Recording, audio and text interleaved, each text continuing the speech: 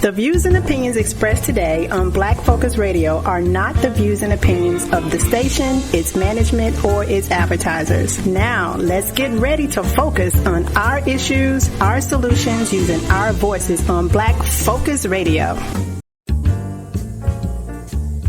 Welcome to Black Focus, the show designed with our community in mind, where we focus on our issues, developing our solutions, using our voices. Central Arkansas, surrounding areas, and the nation. Get ready. Black Focus starts right now. Phone lines open at 855-525-5683. So here's your host, David W. Coleman.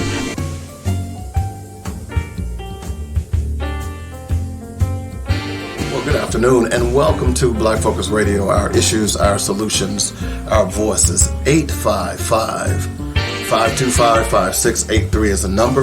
That's how you get in touch with us if you'd like to join the show. Don't forget, hit us up on YouTube, Instagram, and Facebook, and also Spotify if you want to check out our new video. Where you know, so many people have been asking, Dave, when are you going to start doing video? You've been saying you're going to do video. Okay, so I'm doing video now. You can see my ugly mug. Not that it's going to help you any, but you go out to Spotify and just simply search for Black Focus Radio. Also, by the way, we do the weekly sports magazine as well with video. So we've got all of that taken care of. So I appreciate that. We got a lot of stuff to talk about today. We got a great black fact we're going to do today as well. All of that is going to be very, very interesting. And just quickly, I want to remind people to make sure you support our sponsors. And if you would like to be a sponsor of any of the segments on the show today, please send me an email at blackfocusradio@gmail.com or hit me up at 615-554-0568. Coming up here in just a moment, we are going to do the Black Fact. But before we do that, let me just tell you what's on the agenda today. It's going to be more and more national politics. There are just things that we've got to talk about. And at some point, I am going to get into this stupidity that black people are talking about as it relates to why you shouldn't vote for Joe Biden. You know, I have some reservations as well, but you're telling me that Trump is your better alternative. We're going to get into all of that today as well. $83.3 million. If you don't know what that is, we'll tell you. $5 million of taxpayers' dollars. We're going to tell you what that's all about as well.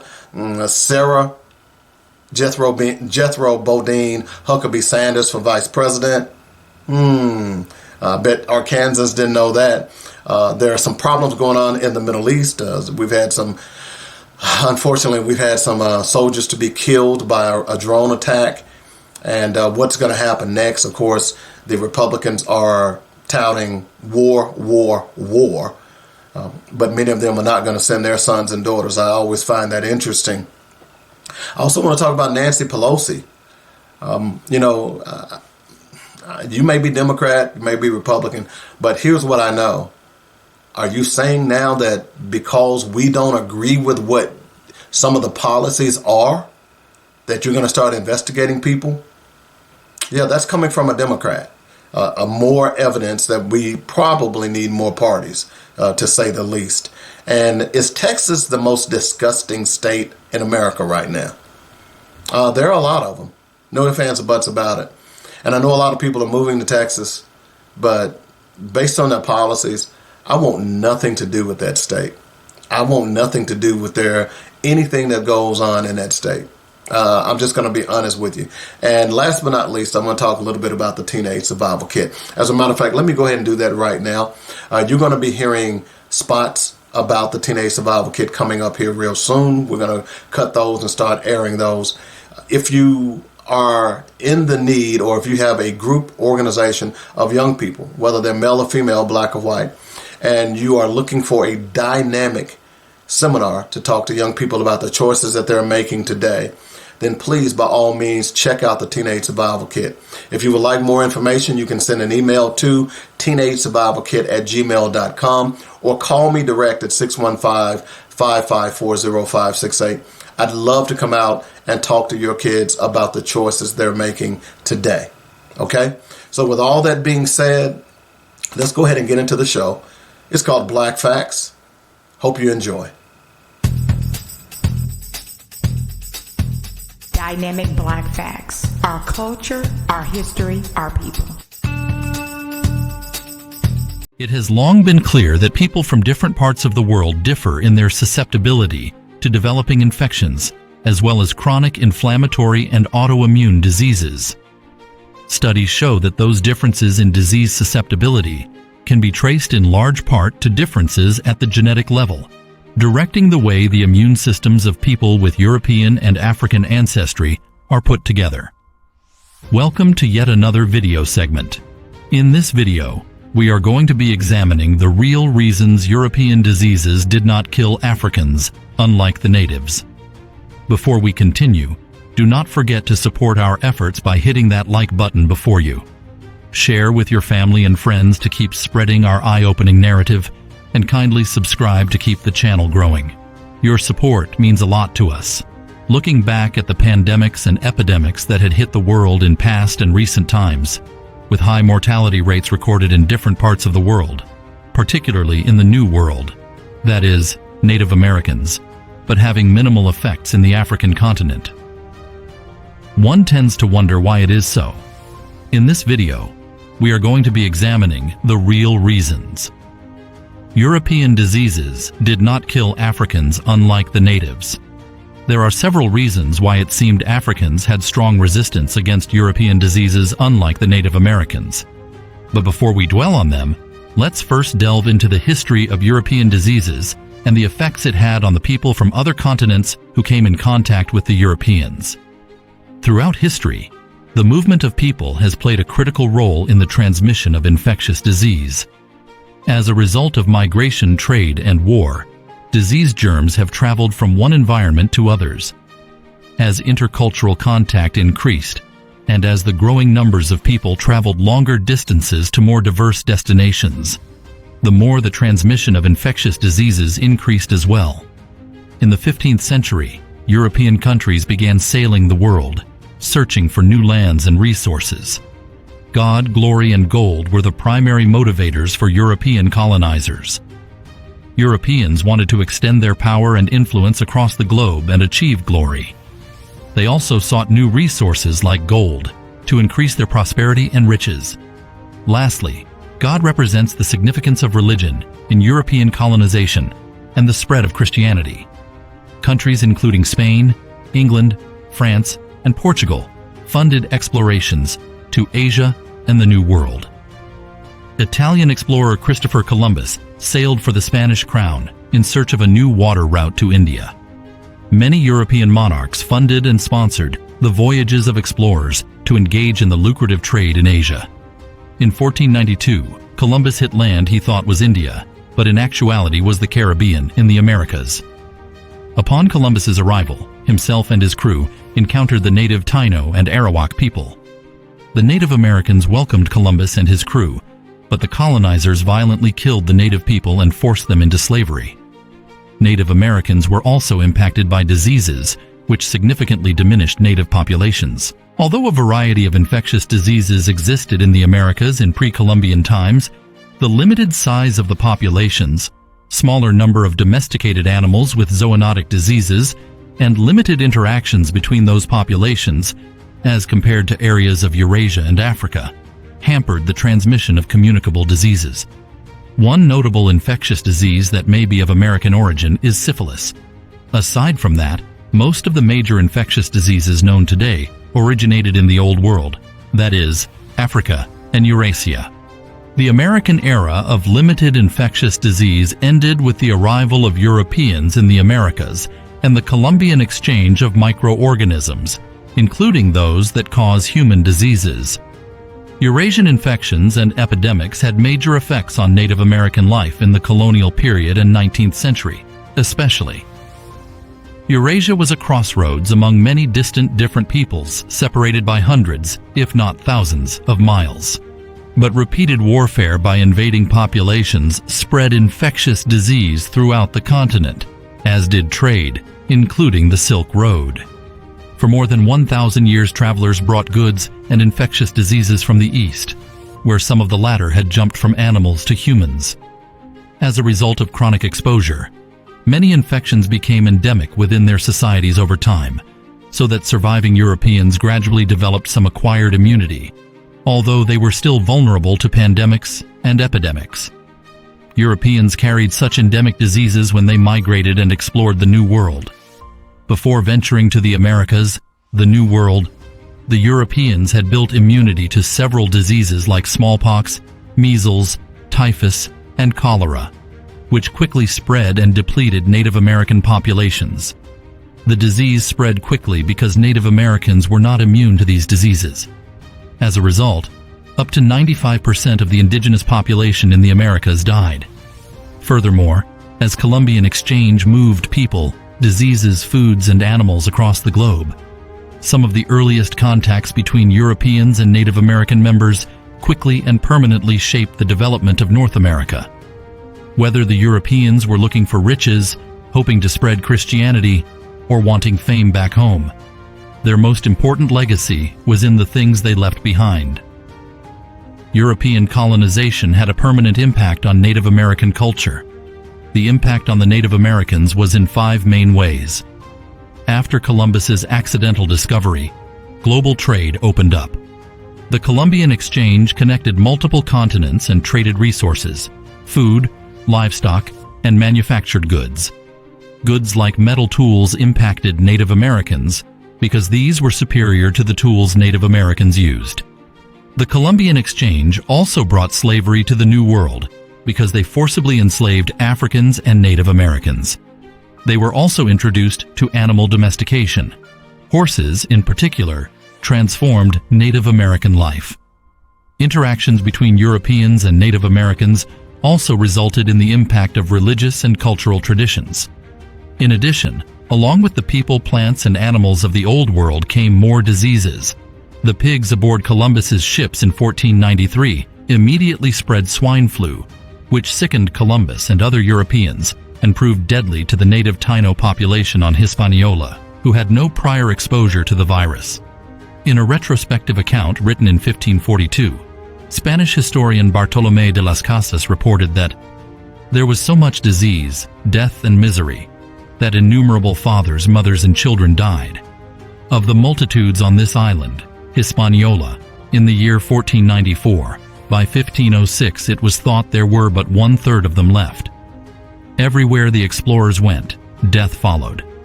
Bartolomé de las Casas further noted that there were 60,000 people living on this island, including the Indians, so that from 1494 to 1508, over 3 million people had perished from war, slavery, and the mines.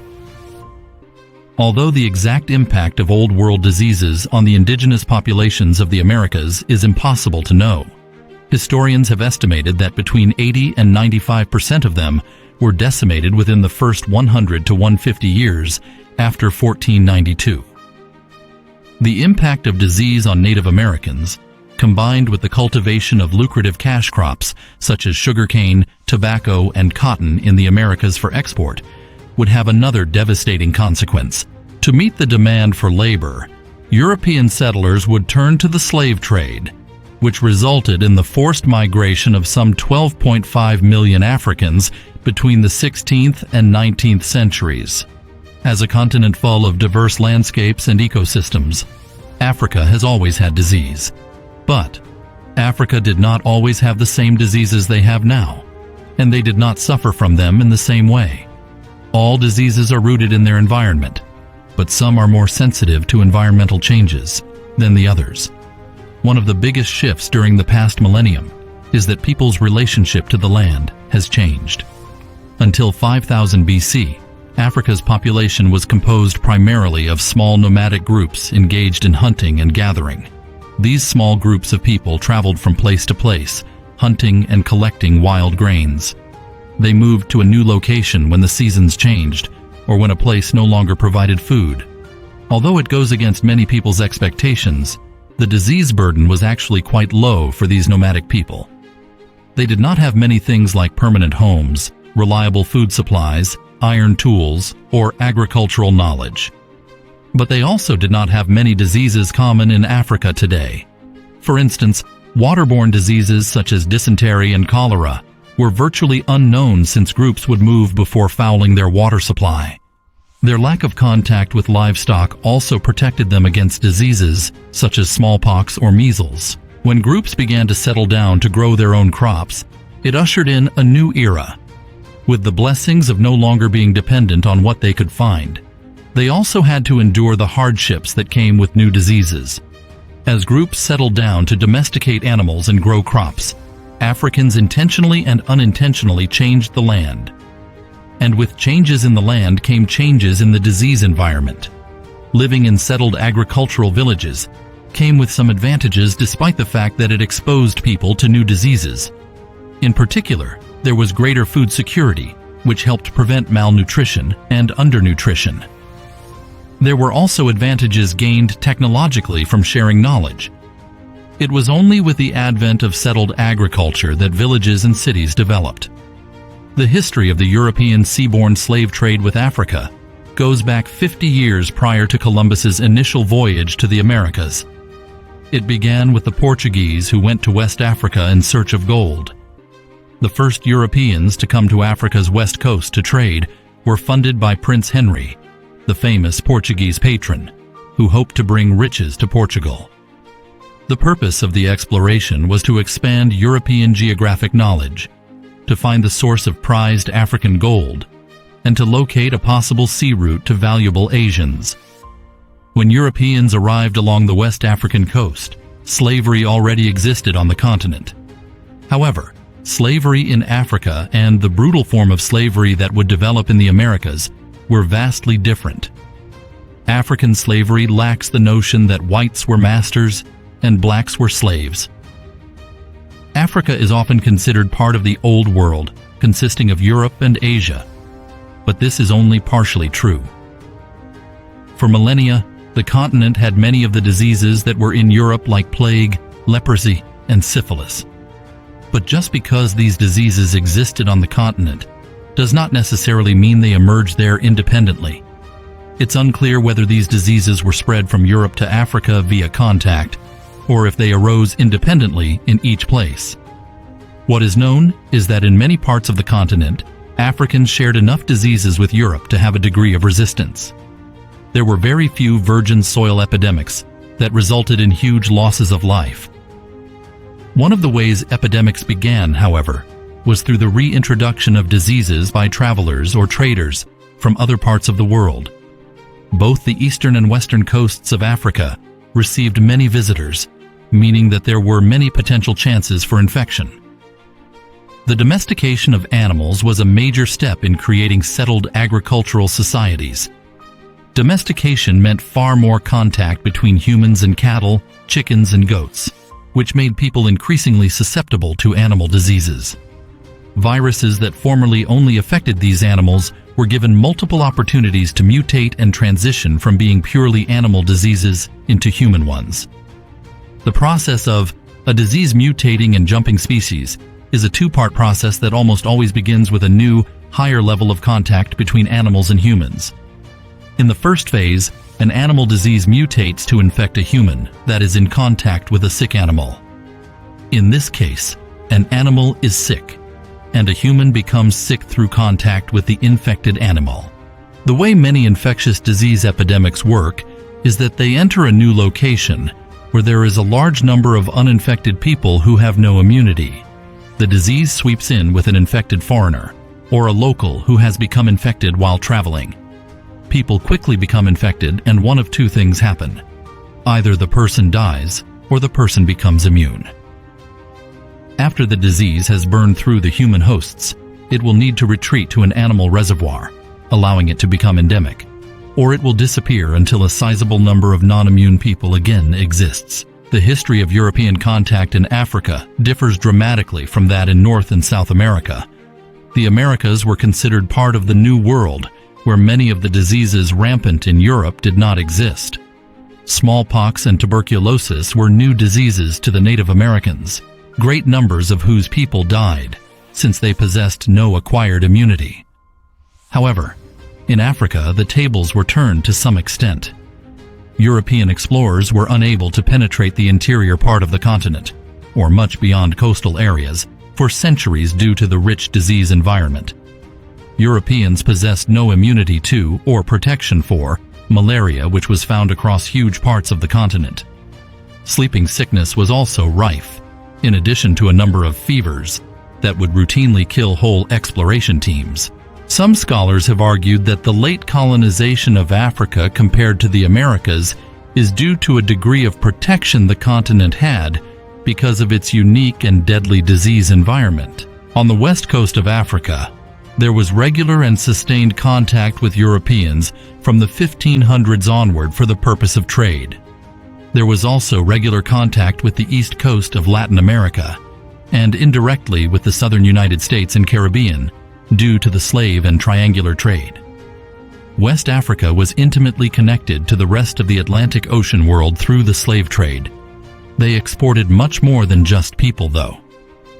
Aspects of West and Central African language, religion, and cultural practices could be found on the eastern coast of Latin America, the Caribbean, and in the American colonies in the South. All of this contact meant that in addition to people and ideas, parasites and whole new diseases could be introduced into trading centers. It didn't mean that such biological exchanges were sure to happen, but it did raise many new possibilities. As just one example of this transcontinental trade in diseases, the African continent was on the receiving end in the 1890s. A boat arriving from Brazil into a West African port brought along not only supplies to trade, but also a very hardy flea. The flea, also referred to as a jigger, was to quickly make its way across the width of the African continent. The flea was not deadly, but it did qualify as a big nuisance. The pregnant flea, which normally resides in dirt or sand, will burrow into the feet of a person walking on top of it. Once establishing itself under the skin, the flea bites into a capillary and begins sucking the person's blood. In the next 1 to 2 weeks, the flea releases approximately 100 eggs that will pass out of the person's foot onto the ground. Inside the body, the flea will continue to suck, growing up to a centimeter in size. The site can become ulcerous and infected, in addition to being quite painful. This new immigrant to the continent moved fast and had reached the East African coast within 3 years. One of the things that the remarkably fast spread of the jigger shows is how well connected West Africa was to its interior, since it required people moving across the continent to bring the sandflies with them. By the start of the 16th century, almost 200,000 Africans had been transported to Europe and islands in the Atlantic. But after the voyages of Columbus, slave traders found another market for slaves: New World plantations. In Spanish Caribbean islands and Portuguese Brazil by the mid-1500s, colonists had turned to the quick and highly profitable cultivation of sugar, a crop that required constant attention and exhausting labor. They tried to recruit Native Americans, but many died from diseases brought by Europeans, such as smallpox, diphtheria, and tuberculosis. And the Indians who survived wanted no part of the work, often fleeing to the countryside they knew so well. European colonists found an answer to their pressing labor shortage by importing enslaved workers from Africa. By 1619, more than a century and a half after the Portuguese first traded slaves on the African coast, European ships had brought 1 million Africans to colonies and plantations in the Americas and forced them to labor as slaves. Trade through the West African forts continued for nearly 300 years. The Europeans made more than 54,000 voyages to trade in human beings and sent at least 10 to 12 million Africans to the Americas. However, Africans had indigenous methods to control diseases. From across the continent, there were a variety of different responses to different diseases. Some were pragmatic and evidenced a deep understanding of diseases even before modern science had explained the intricacies of diseases such as sleeping sickness and smallpox. However, with the high mortality rates recorded in other parts of the world from European diseases, Africa remained resistant due to a number of reasons. First and foremost, the rural communities of the sub-Saharan regions in Africa are rich in diverse indigenous culinary knowledge, food crops, and condiments such as roots and tubers, cereal, legumes and pulses, locust beans, and green leafy vegetables. These food crops are rich in micronutrients and phytochemicals. which have the potential to address hidden hunger as well as promote health when consumed. Secondly, the African community's resilience to European diseases has been attributed to climate and weather conditions, herd immunity, repeated exposure to infectious organisms that help stimulate the immune system, and a disproportionately large youth population. Also, functional foods, herbal remedies, and dietary supplements contain micronutrients and bioactive compounds that can help boost the immune system. This is because significant traditional fermented foods and herbal remedies available within the African continent have the potential to boost the immune system in epidemics and pandemics. Throughout North and South America, epidemics also played a central role in determining the power dynamic between Europeans and American Indians. In contrast to Africans on the Atlantic coast, who could prevent significant European expansion through both military strength and stronger resistance to tropical diseases, American Indians totally lacked immunity to the infections and viruses Europeans brought with them to the New World. In conclusion, the greatest adversary to the natives in the Americas was not the swords or guns of the invaders. It was the devastation brought by deadly diseases infecting an unsuspecting population that had no immunity to such diseases.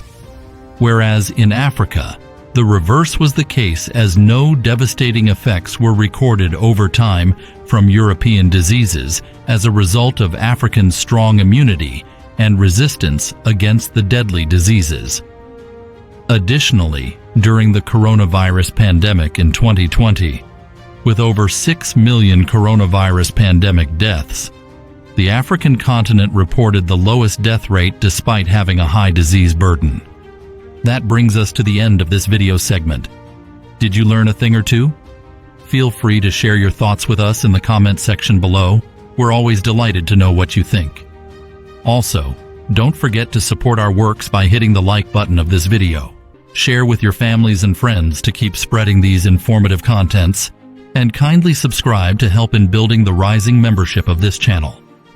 Your support means a whole lot to us. Thank you for watching.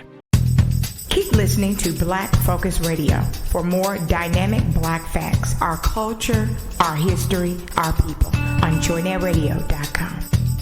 Thank you for listening. Don't forget, if you would like to sponsor Dynamic Black Facts, give me a call at 615-554-0568. I'll tell you what, man, interesting black fact. The reason I chose that, because, I don't know, it was a few years ago. It had to be back when I was doing my research, probably when I was still in college, about the migration and slavery and the Middle Passage and all that other stuff. It's fascinating to me that when the early settlers, the white settlers, came to America, many of the Native Americans died of their diseases. And we also know that they were giving Native Americans blankets that was laced with smallpox. We're talking about a cruel, cruel people. It's just amazing when you really study their history. But the fascinating thing is, why is it that black people, when they were invaded in Africa, and even when they were brought over here during the Middle Passage, they didn't die from white diseases? And that black fact kind of illuminates or sheds some light on why that was. And we've always said, and of course history will bear it out, and DNA and genetics will as well, that the DNA, the mitochondrial DNA of the black person has and always will be superior. That's why you're finding that a lot of white people are panicking, because they are going to be obsolete in 2040. All right, so when we come back, let's see, we're going to jump into a lot of things. I think I'm going to start with this Nancy Pelosi thing. I have to deal with that because I'm really offended. So we'll take a break. You're listening to Black Focus Radio, our issues, our solutions, our voices, on joynetradio.com. Hi, I'm David W. Coleman, host of Black Focus Radio and the weekly sports magazine. We here at joynetradio.com would like to thank you for all the love and support you've given us. Our goal is to keep you inspired and informed daily with quality programming from gospel music, news, talk, and sports. Log on to joynetradio.com for the program lineup, and while there, be sure to make a donation. Then download our app and carry us anywhere in the world. Please continue to spread the word word about joinnedradio.com. And if you are an entrepreneur or have an upcoming event or you'd like to start a show, let the professional writers and producers here at joinnedradio.com help you get the word out. Call me at 615-554-0568 for more details. In the meantime, stay informed and inspired daily right here on joinnedradio.com. David W. Coleman here for Coleman's Dynamic Rib Rub and Rib Nuts. Go to ribrub.com, that's RIBBRUBB.com right now, and stock up on the best dry marinades for baking, grilling, and smoking your favorite meats. 3 great flavors, hot and spicy, original, and scorching. Try them at your next cookout and you will shout, bake it, grill it, shake it, oh yeah! Only one place to get Coleman's Dynamic products, that's ribrub.com. Easy to order, and I'll ship direct to you or to friends and family anywhere in the United States. While on the site, be sure to check out other great items, especially the rib nuts. Who'da thunk it? Peanuts sauteed in a barbecue marinade? That's just crazy good. Get them at ribrub.com right now, along with other great recipes. That's ribrub.com. If you don't like my rib rub or rib nuts, I'll give you money back. Do it today. That's Coleman's Dynamic Products at ribrub.com. Listen! Did you miss Dr. Ernest Gill from UT San Antonio? When you're making $455 million off these student athletes and all you can come up with is $5,000, John Calipari makes $8 million a year, and his players are going to get $5,000 a year. The majority of these teams were white men and white males and females. Would this be happening? And I would say no, because their families wouldn't let it happen. But we're letting our kids get pimped. Join the weekly sports magazine every Saturday, 8 to 10 a.m. on joinnedradio.com. All right, welcome back to Black Focus Radio. Dave Coleman here. We're here every Monday, 12 to 2 p.m. right here on joinnedradio.com. We've got a lot of stuff to talk about, and don't forget to support our sponsors. But I want to talk a little bit because me as a First Amendment person, I've been in this business a very long time. Very long time. In fact, I've been in this business longer than some of you all are old.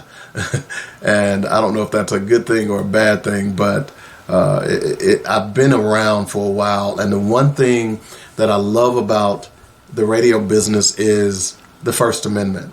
There's a reason why it is the First Amendment. There's a reason why so many people have gotten into this business, and I hold it dear. Okay? I hold it dear. And I read an article, and give me a moment, and I'm going to pull this up here in just a moment. But when this thing with Gaza broke and Israel broke, as I've talked about on a numerous occasion, that I was offended by the media and how it demanded that we follow their line, hook, line, and sinker. I was also offended by some of the politicians who felt like that we had to follow their line, hook, line, and sinker. So I guess on one of the Sunday shows, Nancy Pelosi was on, well, it looks like she was on CNN. And this article is from CNN. So let me just read this to you. Pelosi faces criticism for suggesting some pro-Palestinian protesters are connected to Russia.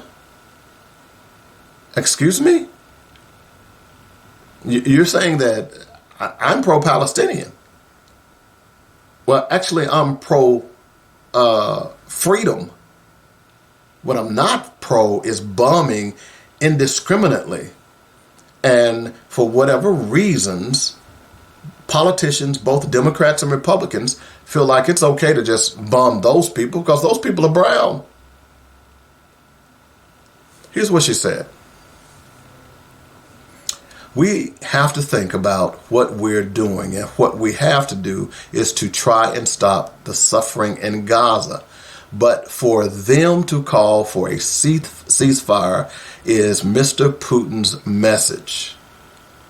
That's what she said on CNN State of the Union. Okay? Make no mistake, this is directly connected to what he would like to see. Huh?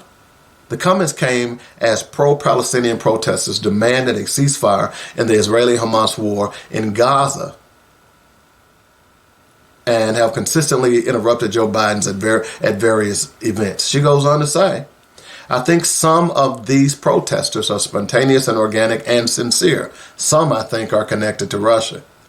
And I say that having looked at this for a long, long time now. I think some financing will be investigated, and I want to ask the FBI to investigate that. Huh? Excuse me? So what she's basically saying is, if you're protesting against the Israeli occupation and the indiscriminate bombing of men, women, and children, and bombing, and by the way, I posted this. I want y'all to understand this. I posted this because it's important for us to realize what's going on here. Let me just do this. Israel bombed homes. It bombed schools. It bombed hospitals. It bombed churches, evacuees, journalists, and UN workers. In other words, Israel just indiscriminately bombed everybody. Journalists, UN workers. Remember when Israel claimed that they were trying to be civil in their bombings, and they would tell the Palestinians that we're going to bomb this area. You need to move out of that area. And when the Palestinians moved out of those areas, they bombed the areas in which they were going to. Hello? Y'all understand that, right? So what American politicians, Democrat and Republicans, are saying to us is, you cannot criticize Americans' policy. This is almost like during Vietnam. Some of you all are not old enough to remember that.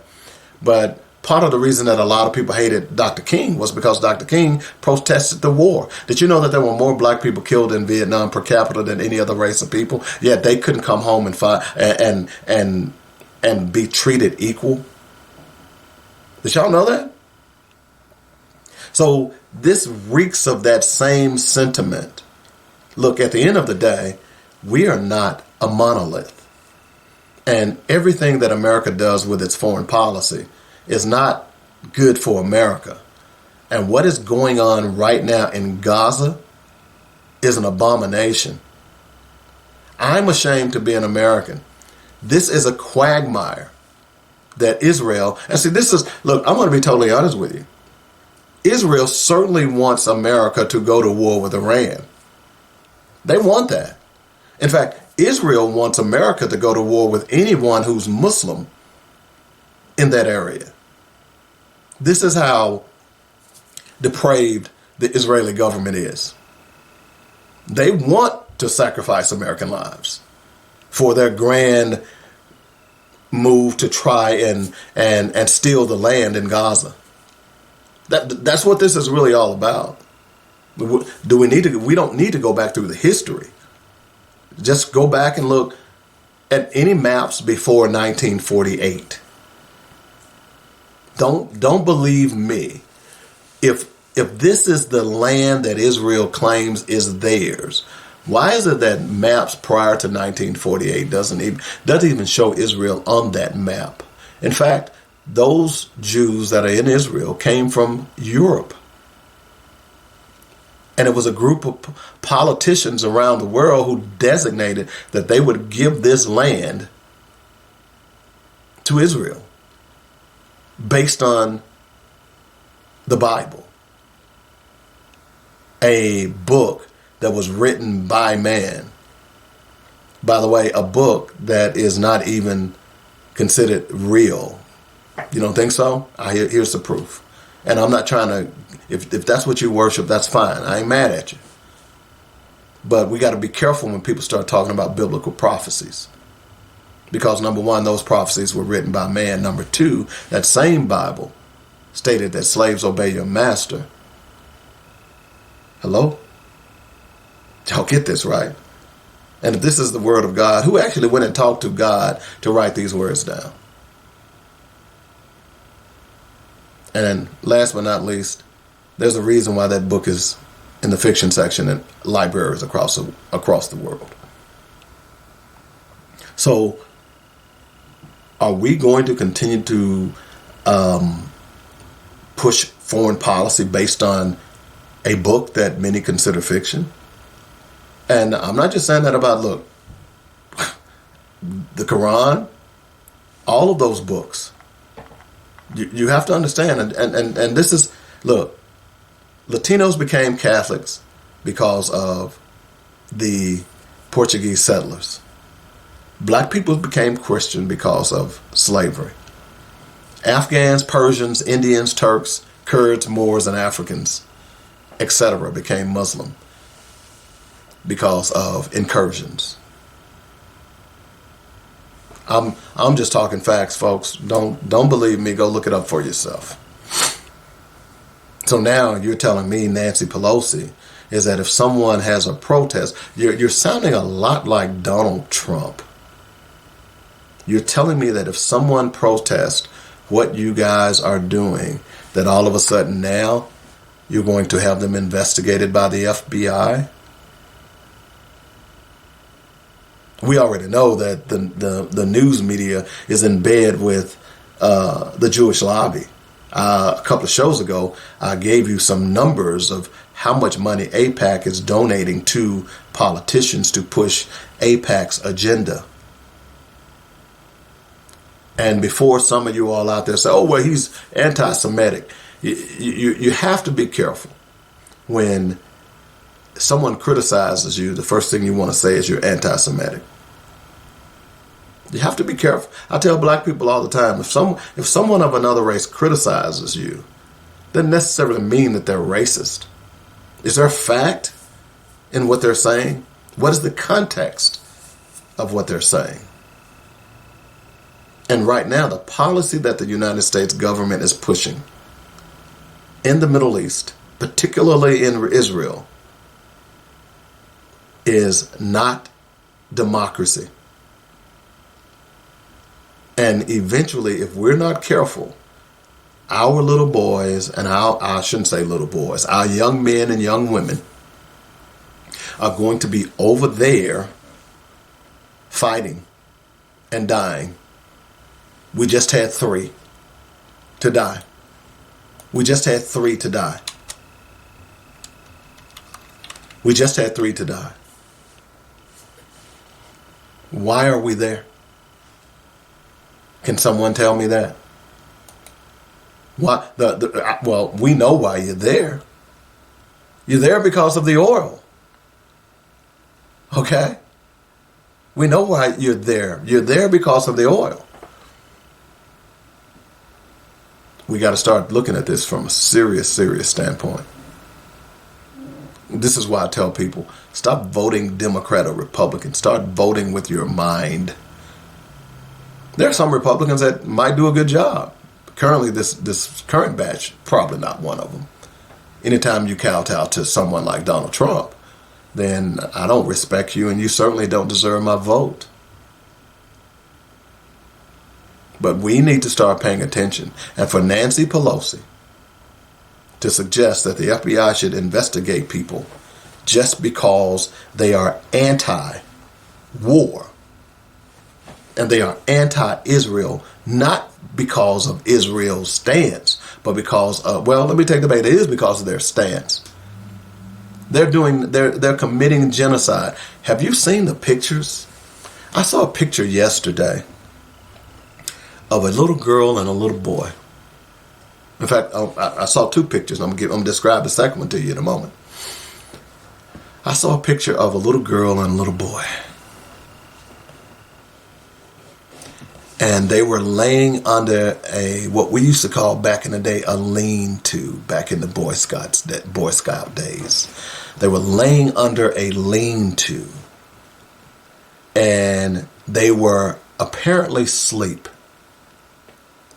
You know what they were laying on? Now, they were laying under a lean-to. In other words, there was a stick, a couple of sticks, and a tarp that kind of covered them. But they weren't sleeping on mattresses. They weren't sleeping in sleeping bags. They were sleeping on the ground. And what made it even more abhorrent to me is that they were sleeping in mud. These were children. If we're upset about Putin killing kids, why aren't we upset about Israel killing kids? There is no justification for this. It just isn't. And if you understand Israel and you follow this, and maybe some of you all don't. Maybe some of you all don't have time. And look, by the way, if there's anyone out there who's Jewish who would like to come on this show and discuss this issue with me, you're more than welcome to do so. I'd love to have you. But what we won't have is you coming on here lying. Just like I extend invitations to everyone, but we're going to talk facts on this show. Period. End of story. We're not going to let you push your political agenda. We're not going to let you push your mantras. If you want to come on and talk, let's talk. But at the end of the day, what is going on in Israel is an abomination, and every American has blood on their hands because of our government. And you're now telling me that I can't protest. And if I do, I could be investigated by the FBI. This is coming from the Democratic Party. Nancy Pelosi. It's offensive. It's offensive. It should be offensive to you, because it's certainly offensive to me as a free speech advocate who has made a living on free speech. So now are you telling me in America I can't speak my mind? Are you telling me that? Look, as obnoxious and rude as the Republican Party is, I want them to speak because I want to hear what they're thinking. You should too. You should want to hear what they're thinking. Because if I know what you're thinking, then I can do the things necessary to combat you. That's what free speech is all about. So yeah, I want the KKK, the skinheads, the Proud Boys, Donald Trump, the Republican Party, all speak your mind. By the way, the sheets are off now. They're not hiding anymore, so they're speaking their minds. I want to hear that. You should want to hear it. I'm glad they're opening their heads up and talking noise now. So now we know exactly where they stand. And as far as the Democratic Party is concerned, I don't know if Nancy Pelosi is just getting old and didn't know what the hell she was saying. But no, Nancy, what's going on in Palestine, and I did say Palestine, what's going on in Palestine is an abomination. And we should not be using taxpayers' dollars to bomb women and children. We just shouldn't. That's the bottom line on it. And we as the American people have got to continue to speak out about this issue. And we should not allow any politician, regardless of their political party or their political persuasion, to tell us what we are to think. Because if you're all upset about Donald Trump getting back in office and being an authoritarian, doesn't what you're trying to do reeks of that very same stuff? Yeah, it does. It really does. Okay? But anyway, just wanted to throw that out there for you. We got to take a break. When we come back, we want to pay homage to these 3 U.S. servicemen who were killed in a drone attack in Jordan. You're listening to Black Focus Radio, our issues, our solutions, our voices on JoynetRadio.com.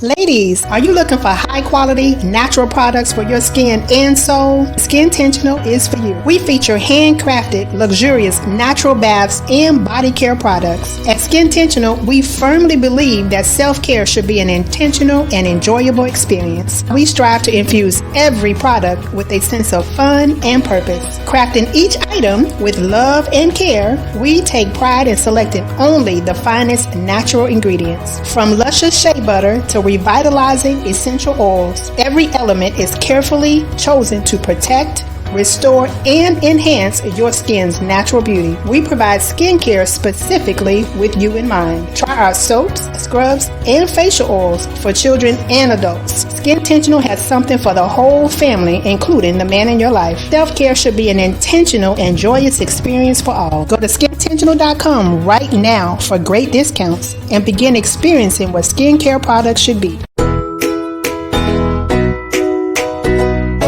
Bake it, grill it, smoke it. Oh yeah, at RealRub.com. Holman's Dynamic Pepper Juice is lighting fires around the country.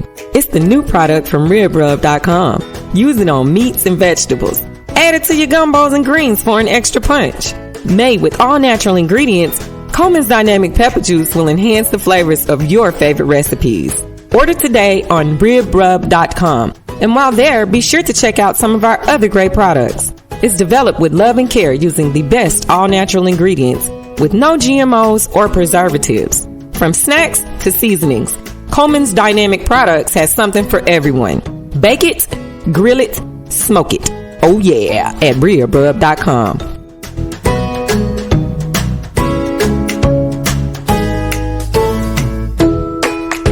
LeBron James is the greatest player we've seen this generation. You have to be careful when you start saying, and so he wasn't as good as Michael, or he wasn't as good as Magic. Every generation you get that. You begin to sound like that old man that lives down the street, and every time you walk on his yard or you even walk by his yard, he's on the porch and he's got that little crooked finger. He's like, "Get off my lawn! Get off my lawn!" Join me Saturday mornings at 8 for the weekly sports magazine on JoynetRadio.com. Get off my lawn! Welcome back to Black Focus Radio. Our issues, our solutions, our voices, right here on JoynetRadio.com. Be sure to check us out on Instagram, YouTube, Twitter, and Facebook. Hey, if you'd like to call me, I don't mind giving you my number. 615-554-0568. Hit us up on YouTube, Instagram, Facebook. Send me an email, blackfocusradio@gmail.com. I certainly will respond to you as well. So before the break, we were talking about this issue that is going on in the Middle East.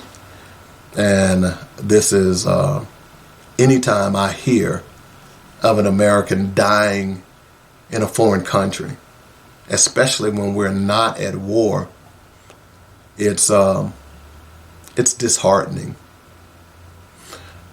I will tell you that my son at one point was in the military. I am so thankful that he is out now. This world seems to be going to hell in a handbasket. I don't know why people use that term. I'm going to have to look up where that terminology came from. Hell, going to hell in a handbasket. What the hell is a handbasket anyway? But unfortunately, and the details that I've learned, or at least I've read about on this, is interesting. Very interesting. This is from the DOD News, the Department of Defense News. 3 U.S. soldiers were killed in Jordan. Approximately 40 others were injured following an uncrewed aerial attack on a base near Syria. These service members were in Jordan on the support Operation Inherent Resolve, which is the U.S. and coalition mission to ensure the defeat of ISIS. The 3 soldiers killed are Sergeant William Jerome Rivers of Carrollton, Georgia, Specialist Kennedy Landon Sanders of Waycross, Georgia, and Specialist Brianna Alexandria Moffitt of Savannah, Georgia. All 3 were assigned to the 718th Engineering Company, 726th Engineer Battalion, and the 926th Engineer Brigade out of Fort Moore, Georgia. The attack occurred in early morning at the logistics support base located at Tower 22 of the Jordanian Defense Network. Approximately 350 U.S. Army and Air Force personnel are deployed at that base. The 3 soldiers were killed when a one-way uncrewed aerial system impacted their container housing units. Okay. According to Lloyd Austin, he says, "I'm outraged and deeply saddened by the deaths of these 3 U.S. service members and the wounding of other American troops in an attack last night against U.S. and coalition forces who were deployed to a site in northern Jordan near the Syrian border to work for the lasting defeat of ISIS. The brave Americans and their families are in my prayers, and the entire Department of Defense mourns their loss." Okay. They're still assessing the damage. They said 8 personnel who received injuries required medical evacuation from Jordan to the Baghdad Diplomatic Support Center. 3 of those patients are scheduled for imminent transport to Landstuhl Regional Medical Center for follow-up care, and 5 others have been assessed for mild TBIs, to be determined injuries. That's what TBI stands for, and are expected to return to duty. Man, you hate to hear this. Now, the news reports have come out that they're not sure. They thought this drone may have been not an American drone, but it got its signatures crossed with some drones that U.S. used. And this is how this particular drone was able to evade radar and was able to strike. Now, if that's the case, somebody's slipping.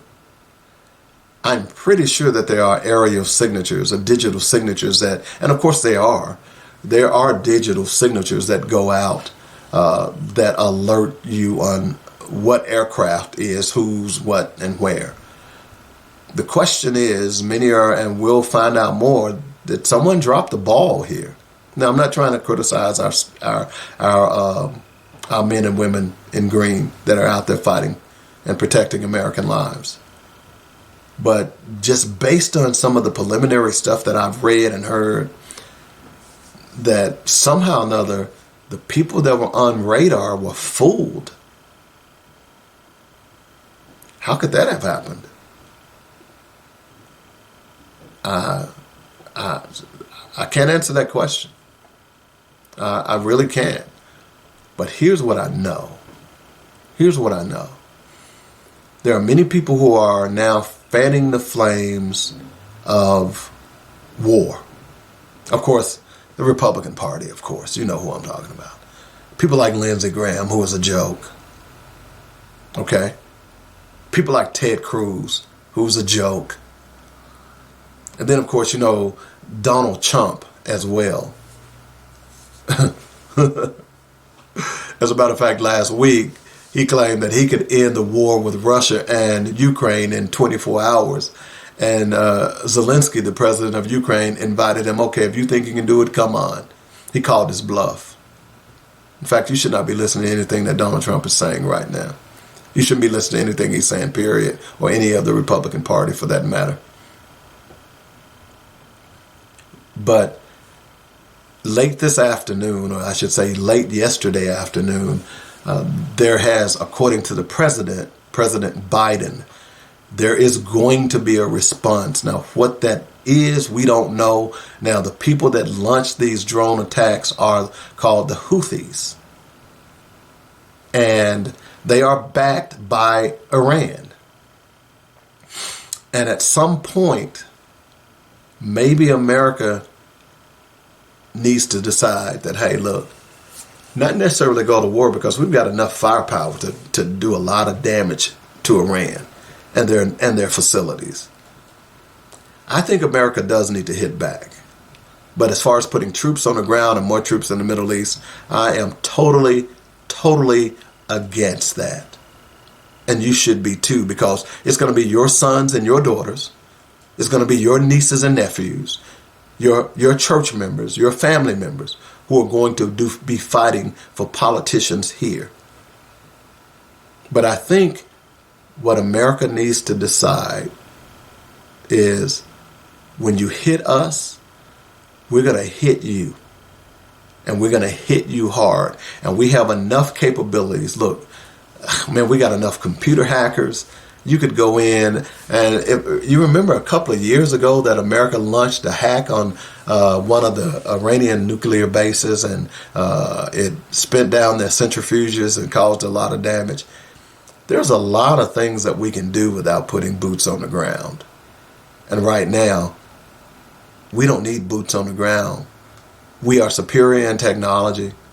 We ought to be able to do something that's going to affect Iran on a serious basis. That's just the bottom line. And don't forget, it was America who set Iran up decades ago. The Shah. Y'all remember that? Oh, y'all don't, because y'all are young. I know. But I just wanted to say that, and it's unfortunate that these young people were killed. It's unfortunate that many were injured. And yeah, I support President Biden in hitting back. But there are many ways that we can hit back that won't put boots on the ground. And that's what we need to be concerned about more than anything else. Okay? All right. We're going to take the top of the hour break. When we come back, we got a lot of other stuff to talk about. I want to talk about this $83 million judgment that was slapped against Donald Trump. I also want to talk about $5 million in taxpayer money that is going to go to the defense, or at least was going to go to the defense of Donald Trump. Who are the VP candidates? Is Sarah Huckabee Sanders one of them? Interesting. And Texas, the most disgusting state in the union. And last but not least, what we must do. Thank you for listening. We'll be back in a moment. It's the top of the hour. It's Black Focus Radio. Our issues, our solutions, our voices. On JoinNetRadio.com. The views and opinions expressed today on Black Focus Radio are not the views and opinions of the station, its management, or its advertisers. Now, let's get ready to focus on our issues, our solutions, using our voices on Black Focus Radio. Welcome to Black Focus, the show designed with our community in mind, where we focus on our issues, developing our solutions, using our voices. Central Arkansas, surrounding areas, and the nation. Get ready. Black Focus starts right now. Phone lines open at 855-525-5683. So here's your host, David W. Coleman.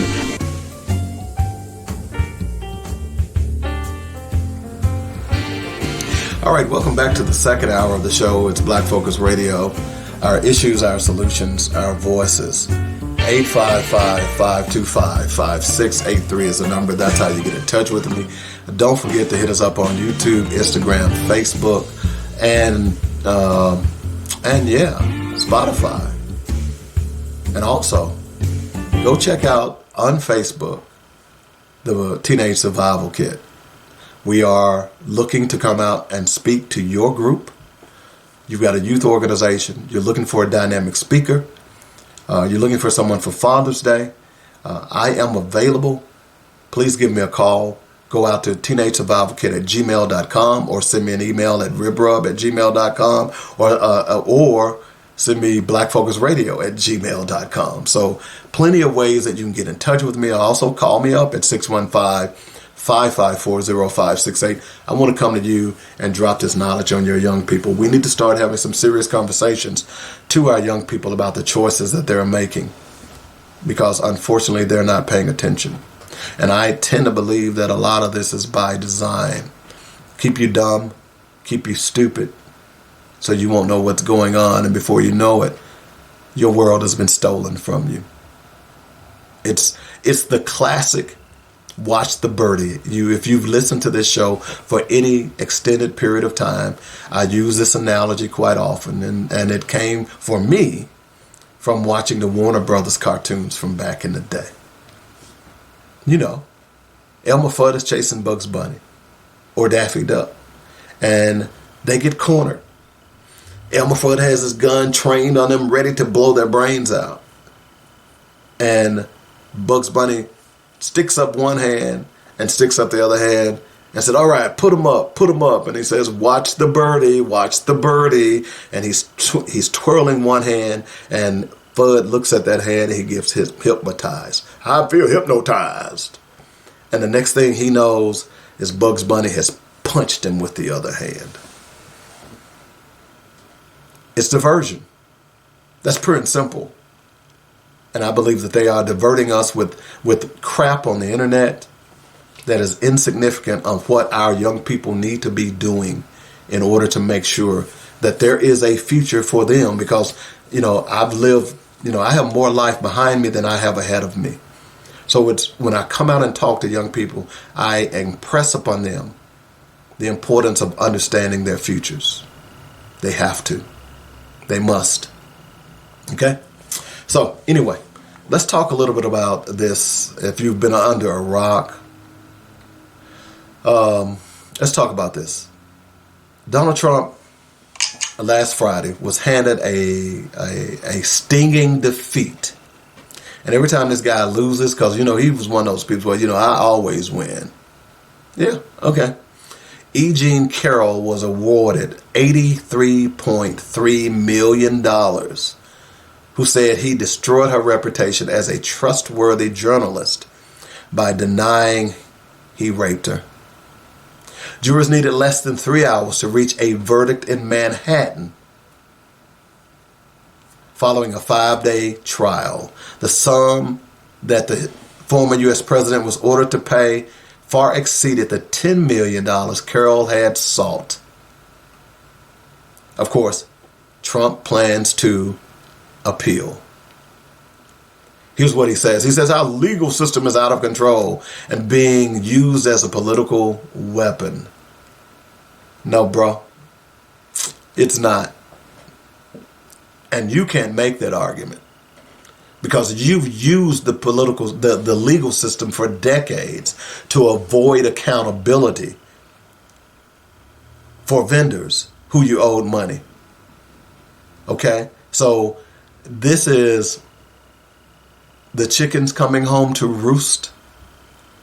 Okay?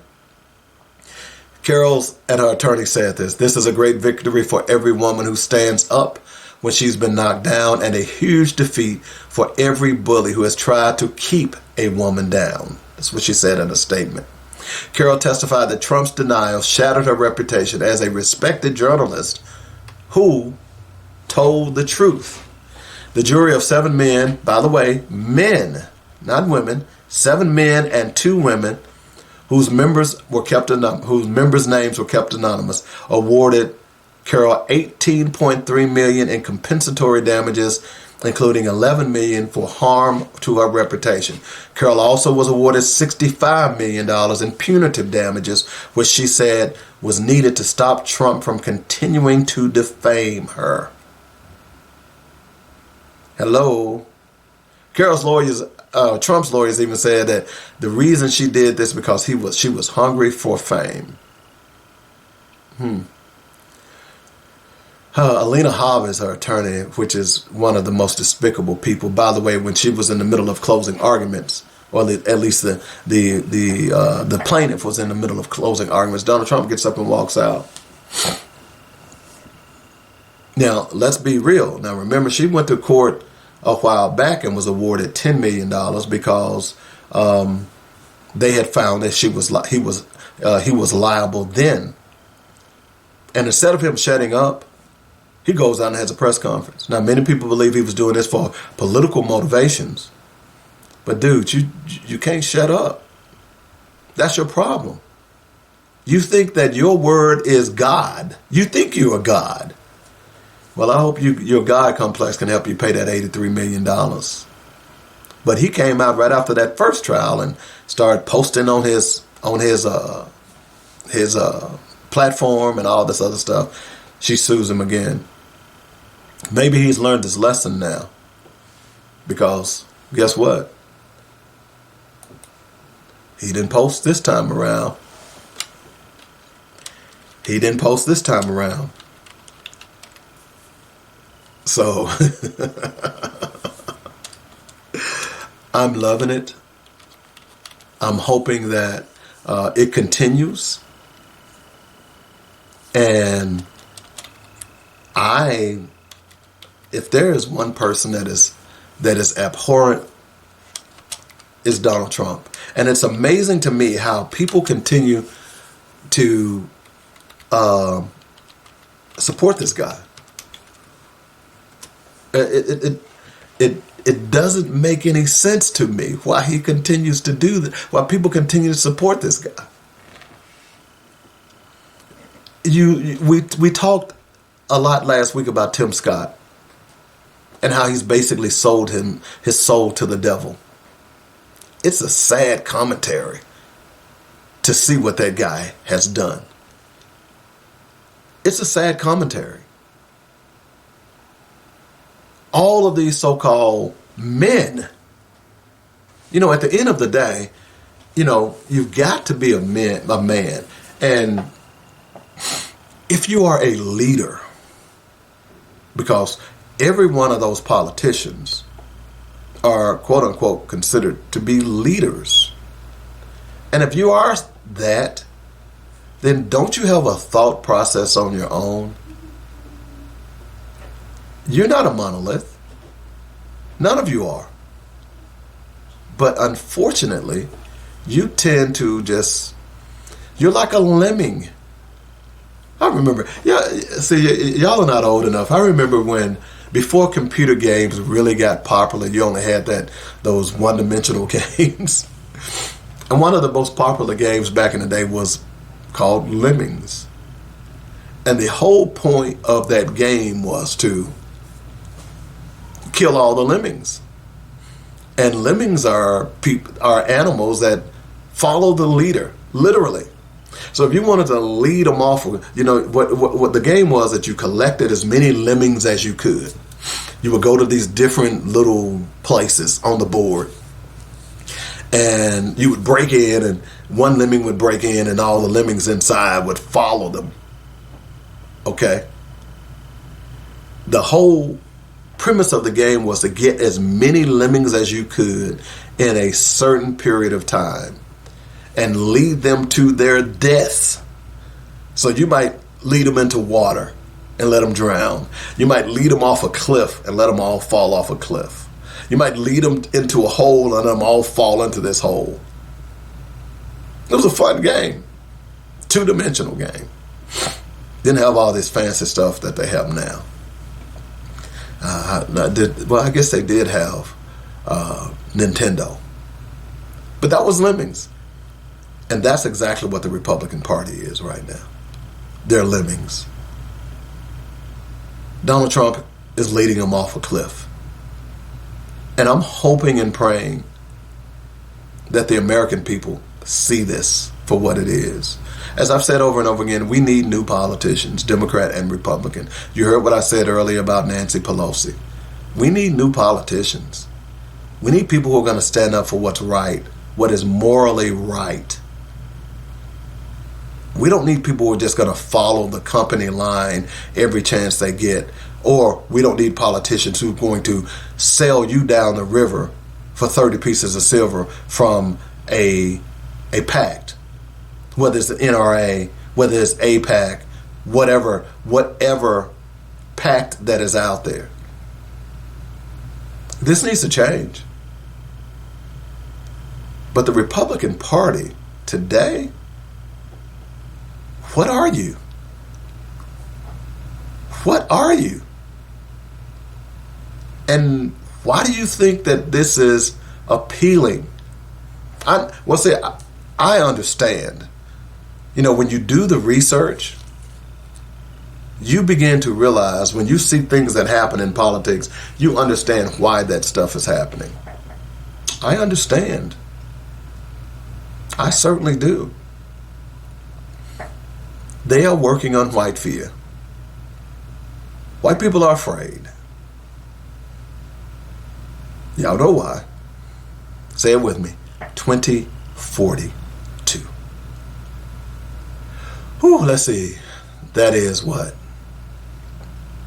18 years from now, will I be around to see for the first time in American history that this country is majority minority?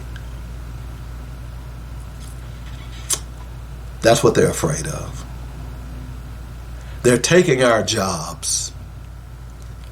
I'm yet to see a white man picking watermelons or corn or strawberries or apples or peaches.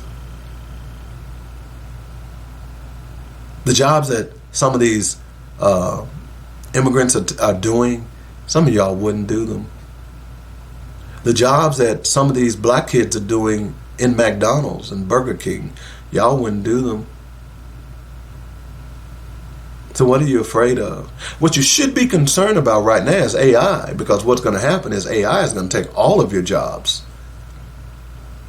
That's why I'm telling young people that you should be getting into computers more so than anything else. Quit playing Nintendo or PlayStation or Xboxes and begin to wonder, how is it that I can push a button and it responds on a screen? And how do you fix that? That's what you should be teaching your kids to do. You shouldn't be having your kids to take out $100,000 loans for a job that's only going to pay them $45,000 a year. But again, all of this is deception. Remember the watch the birdie analogy that I talked about a few minutes ago? Yeah. Look, even in our community, it's rampant. What has been blowing up in our community the last few weeks? The Cat Williams interview. Okay? As interesting as it was, should that be on the prime agenda of us? Hello? Are we talking about who are you voting for? Are we talking about why you should vote for this person? Are we talking about the bigotry and the racism that's going to affect our college campuses if these white people have their way? No. We're too busy talking about what Cat Williams said about Steve Harvey and whomever else. And then now we've got them responding back. And it's just, and everybody, they're getting all these hits. Oh yeah, man, they don't went viral with that. That is insignificant in the grand scheme of things when it comes to our people. We haven't figured that out yet. And that's the sad thing about it. I truly believe that this is by design. You can say conspiracy theorist all you want, but I've been in the media long enough to understand what it is doing. Keep you dumb and ignorant. And you won't go vote. You'll have black men running around talking about Trump. We need Trump. No, you don't. If you need Trump, then you're talking about the Republican Party, a party that doesn't even acknowledge you as a human being. They don't educate your children. They take your tax dollars and give them to the rich. All you black men out there who are supporting Trump, particularly the ones that I see sitting in the barbershops and so on and so forth. And from what I understand, I think MSNBC is going to examine this even more so. I want to say this weekend. I'm looking forward to that. I'm going to do some research on it and see. I want to hear what they got to say. I want to hear the ignorance. Because there's nothing the Republican Party has to offer. And I know what your argument is, well, we need to be in both parties. Yeah, we do. That's the same argument that you make about the police department, right? Y'all been saying that for 20 years. Oh, well, we need black police officers. And what happens now? Black police officers treat you worse than the white ones. Did you hear me? I'm just asking. Did y'all hear that?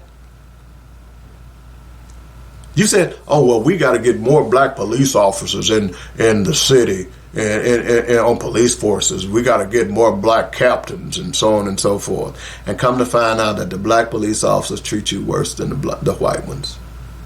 The white ones treat you pretty bad, but the black ones beat the hell out of you. See Tyree Nichols. Hello? And he's not the only one. Those were black boys, black cops who was beating the hell out of Tyree Nichols.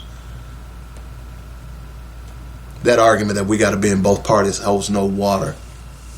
What we have to do is decide that we're going to vote as a block. And for ignorant black men to be running around making that argument is ridiculous. The Republican Party has nothing for black people. The Democratic Party has to have. They're doing something. They're not doing everything we need. But you could change that dynamic too if you understood about voting in a block. But you all dumbasses don't even vote. And then you sit up and complain about what white people are doing to you. And they're laughing, both Democrats and Republicans. That's how Sarah Huckabee Sanders became governor of Arkansas. That's how a lot of these politicians became who they are. Speaking of which, let me give you an example. A push by some Florida Republicans to use taxpayer money to help pay for former President Donald Trump's multiple legal battles fell quickly apart after Ron DeSantis threatened to veto the legislation. Let me make sure you understand what I just said. There was a bill that was proffered in the Florida state legislature that was going to, it was going to take taxpayers' dollars and give to Donald Trump for his legal defense. Now, he's bilked you enough already, hasn't he?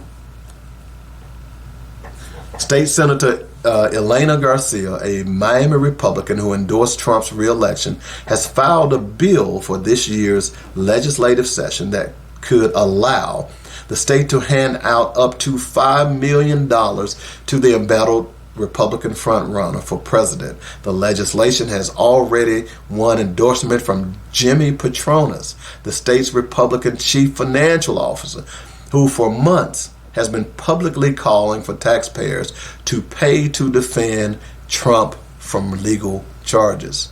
But Garcia late Monday announced she would withdraw the bill. Her move came less than a few hours after Ron DeSantis publicly posted on X, the platform formerly known as Twitter, that he did not support the measure.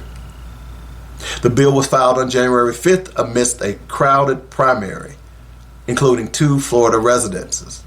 Garcia said in response to DeSantis, "My concern was the political weaponization against the conservative candidates, and while Jimmy Petronas brought me this bill at a time when all candidates were committing to campaign through the primary, one front runner now remains and he can handle himself. I will be withdrawing the bill." Roughly 12 hours earlier, Garcia stated in a release put out by Petronas' office that we're in the midst of an historic moment where we're watching an election that's trying to be stolen by left-wing prosecutors, the Biden administration, and even blue states. They're not trying to win at the ballot box. They're trying to keep Trump off the ballot by weaponizing the courts. Having a Floridian in the White House is good for our state. And anything we can do to support Florida presidential candidates like President Trump will not only benefit our state, but our nation. Now, it was never clear if the legislation would hand out money to presidential candidates who are Florida residents and subject to political discrimination. Was destined to go very far even before DeSantis announced his opposition. There was no House companion to the bill, and it was not something the Republican legislative leaders have been promoting during the start of this year's session. You see how banal these people are? So they're ready to take your tax dollars and give it to a criminal. A 91 indicted criminal. They don't care about you, Republicans or Democrats, because that money was going to be taken from poor whites and poor blacks. It was going to hurt your programs. Need I say more? As I was just saying a few minutes ago, the Republican Party is not your friend. At least not this Republican Party. And don't give me this mess about, oh, they freed the slaves. They freed the slaves out of necessity. And by the way, what did they do after they freed the slaves? They allowed the Dixiecrats to take over again and institute things like black codes and Jim Crow. They allowed them to raid the Freedmen's Bureau, the organization set up to give money to slaves. Not one of those Republicans gave the 40 acres and a mule that was promised by Lincoln. You see, if you don't know history, you believe that crap. I know history. That's part of the reason that I talk about it, because I believe that how a man acts is how he will act. And what we've seen many white people do in the past, we're seeing a repeat today. It's a repeat. We gotta take a break. When we come back, let's see what else we got on the agenda. We'll talk a little bit about Texas, more Republican BS. And we're going to talk about my friends down in Arkansas. Is your governor set up to become vice president? Let's see. It's not going to be Vivek Ramaswamy. It's probably not going to be Tim Scott. Would it be Sarah Huckabee Sanders? I heard a piece yesterday where I had, for the first time, her name was thrown in the hat. We'll see. This is bizarro world. We'll take a break. It's called Black Focus Radio, our issues, our solutions, our voices. On JoinNetRadio.com.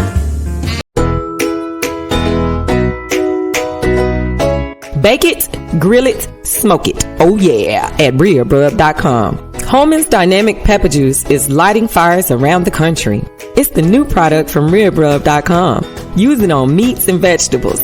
Add it to your gumbos and greens for an extra punch. Made with all natural ingredients, Coleman's Dynamic Pepper Juice will enhance the flavors of your favorite recipes. Order today on RearBrub.com. And while there, be sure to check out some of our other great products. It's developed with love and care using the best all-natural ingredients with no GMOs or preservatives. From snacks to seasonings, Coleman's Dynamic Products has something for everyone. Bake it, grill it, smoke it. Oh yeah, at RearBrub.com.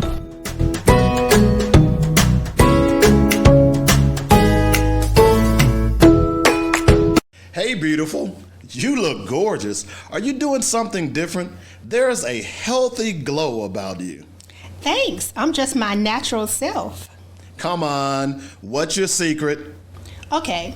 Since I found SkinTentional.com, I've been getting a lot of those comments. SkinTentional.com? Yes. SkinTentional.com is handcrafted, luxurious natural baths and body care products. Crafted for those with a designer's taste for high-quality skincare products but won't break your bank. From body butter to oils and soaps, SkinTentional has something for everyone, including the man in your life. Get your man some beard balm and oils. And yes, they offer body butters and soap for him as well, without making him smell like flowers. Go to SkinTentional.com and check out their amazing products. They believe self-care should be an intentional and joyous experience for all. SkinTentional.com.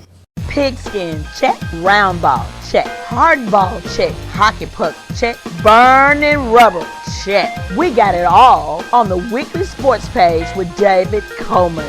What else do you need? Did I say food? Can't have sports without food. What kind of show is this again? A sports show. Oh, okay. Pass me those rib nuts. Yeah, we do have it all and a whole lot more with me, Dynamic David Coleman, on the weekly sports magazine. All right, welcome back to the show, Black Focus Radio. Our issues, our solutions, our voices. Coming up here in just a few minutes is what we must do. It's pretty obvious what we must do, but I got to tell you anyway. Okay. I gotta tell you anyway. So this segment, I want to talk a little bit about Trump's VP candidates. I should say Chump's VP candidates. Let's see. There's Vivek Ramaswamy, who, you know, there was a who's who of South Carolinian residents on the stage a couple of nights ago for Chump. Of course, by now you've seen that disgusting display by Tim Scott. Oh man, talking about being raked over the coals. I, as a man, could not have lowered myself, even if I did want to be the vice presidential candidate. I could not have lowered myself to the depths in which we saw him. It was one of the most despicable displays. It reminded me, you know, we use the analogy so often now that Django has come out, but if that was not Stephen, what was it? Scott is a despicable human being. Someone who clearly doesn't like himself, and he clearly doesn't like black people. Y'all forget that it was Scott who derailed the George Floyd Policing Act. Y'all forget that, right? Oh, we won an act, and then when it came down to it, it was him who derailed everything for political expediency. That was Scott. The irony is, and to show you that he has no backbone, he was appointed by Nikki Haley for that Senate seat. And he's not even endorsing her, and he gets on stage and grovels at the feet of Trump. I'm trying to remember the name of that king that was in Lord of the Rings, where was it one of the hobbits? He made him kiss his ring. That reminded me of that. It's just a disgusting display of humanity on the part of Tim Scott. And to be a U.S. Senator? How could you even... Look, we saw, you know, he's supposed to be marrying this white woman. For a long time, people thought Tim Scott was gay. Okay? They thought he was gay. So he stages this proposal on Kiowa Island in South Carolina to this woman that appeared out of nowhere. Nobody had ever seen any pictures of this lady. And all of a sudden she appears out of nowhere when he starts running for president. And he's on bended knee, supposedly proposing. We never saw whether or not she said yes. And if I'm her now, after seeing those antics on the stage of Trump, why would you want someone like that? Why?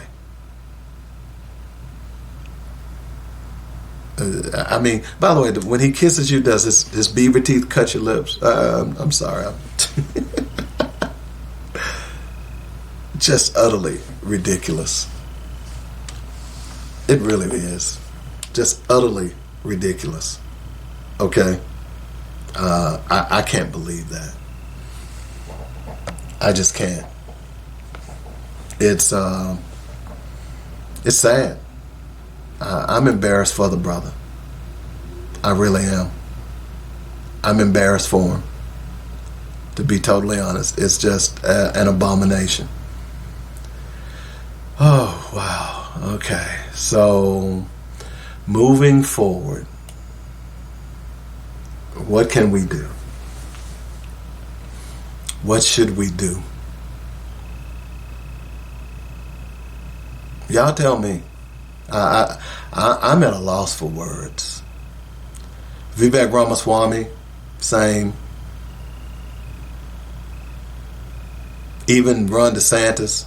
Look, I know all is fair in love and politics, But if there has someone that has said some of the things about me on stage in order to win the nomination, there is no way on God's green earth that I'm going to ever support him.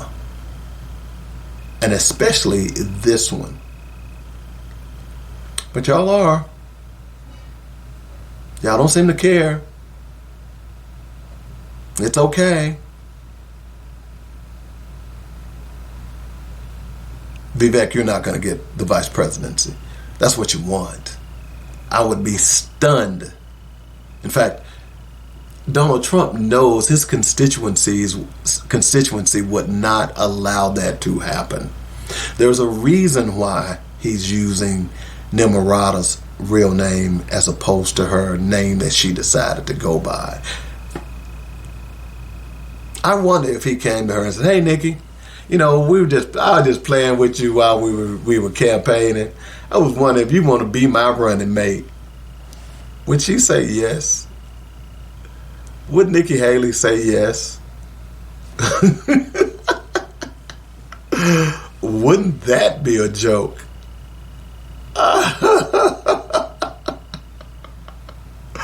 Oh, wow. Oh, man. How do you justify that? How do you justify that? I can't. I just can't, man. This is just too much for me. Whew. I understand why people don't like politics, because it is a disgusting business. At one point, I wanted to be a state rep. I wanted to be a senator as early on. But as I grew and began to see these people operate, I began to realize that I wanted no parts of them. I remember back in the early 2000s when I was going down to Nashville State Legislature and I was lobbying for fathers' rights. And I really got the crux of what politicians were all about. And I realized that I want no parts of these people. In fact, many of the guys who lobbied with us, we would say, "Man, I have to go home and take a shower." I literally would go home and take a shower every time I would leave the state capitol because those people were so disgusting.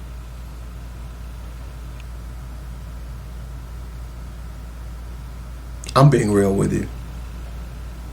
What we've got to start doing is start electing or choosing better politicians. It's the only way we're going to solve this problem. And if you think that Donald Trump is one of those people, it's not going to happen. The reason he's being supported so much is because of white grievance. They're taking our jobs. By the way, show you how banal and disgusting they are. They complain about the border. They complained about the border. Joe Biden said, "Okay, I'm gonna capitulate." Donald Trump told him, "Hey, don't negotiate with Biden." So now we don't have a border deal. These are people who claim to be leaders who are being pushed and prodded by someone who is probably one of the most, since Reconstruction, probably one of the most despicable characters that we've ever seen in the White House and on the political stage. And the question that I have to ask you is, why would you even want to vote for this guy? Why would you even want to be led by this guy? He's an accused rapist, misogynist. He's certainly a racist. But you know why? As Nikki Haley couldn't bring herself to say, America is a racist country. Always has been. And it still is. And that's not going to change anytime soon, as we see. saw a picture the other day where there were 3 white boys that was in a Walmart who had on, they were dressed in blackface. And they thought it was funny. Where did they learn that from?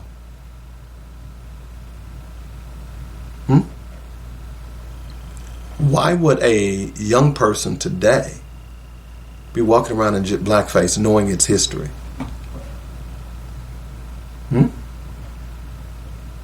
America isn't changing. You know, they used to say that racism had went underground. Well, you know what? It has sprouted more weeds. And they're growing everywhere. They're like kudzu. Y'all know what kudzu is? If you've ever driven, particularly in the South, you see these vines that are, you know, climbing up the bridges. They say if you throw a leaf of kudzu out in your yard, in a year's time, it will take over your yard. Kudzu is a sort of ivy plant that was originally, I want to say, somewhere in Asia. It is very invasive. These white Republicans, these young white Republicans are now kudzu. Don't get mad at me. I'm sorry. No, I'm not sorry. Okay. One other thing we need to do, and then we're going to take a break, and we'll wrap up the show and talk about what we must do. Okay? Now, we'll talk a little bit about Texas. Texas is, I got a lot of friends who live in Texas. Okay? A lot of friends. And a lot of my friends moved to Texas because of low taxes. You hear a lot of people saying you can get a good house down there for minimum amount. And that's wonderful. Okay? But when it comes to Texas as a whole, these are the most disgusting people, politically wise, that I've ever seen in my life. Dan Patrick, the lieutenant governor, all of them are pathetic. Greg Abbott, the governor, pathetic. So as you know, last Monday, the Supreme Court made its first foray into long-standing conflict over the charge of who's in charge of the U.S. border. Now, theoretically, the federal government is. But in a 5-4 decision, the Supreme Court temporarily permitted federal officials to cut the razor wire barriers set up by Texas government, which had prevented U.S. Border Patrol agents from entering an area where immigrants sometimes cross into the United States. This decision, moreover, came in one of the several disputes between Texas and the United States over the border policy, with many GOP-led states now backing Abbott. Y'all hear what's going on? Now listen to this.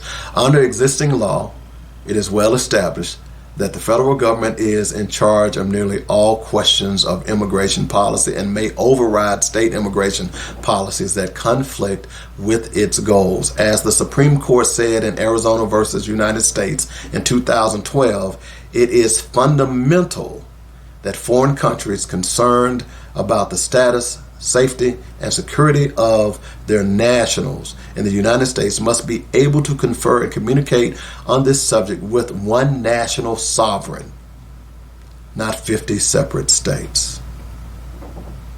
But it is unclear whether the current Supreme Court, which is 6-3 Republican majority, will honor this long-standing balance of power between the national government and the states, which has been in place at least as far back as 1941.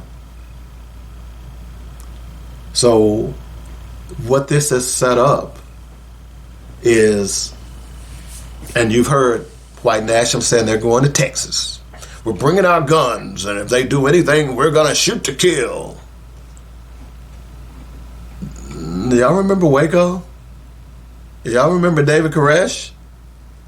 I remember that? I got more. This is why I think Texas is a disgusting state. And at this point, I don't even want to go to the state. Here are 4 problems with Texas that are hard to make excuses for. Texas is one of the worst states for kids. The welfare and quality of life for children is one of those things that most people consider extremely important. But according to a recent national report, Texas is among the 10 lowest ranking states in regards to the well-being of its kids. The Annie Casey Foundation's annual Kids Count report ranks the Lone Star State as the 43rd worst state to be a kid. Pretty dismal news.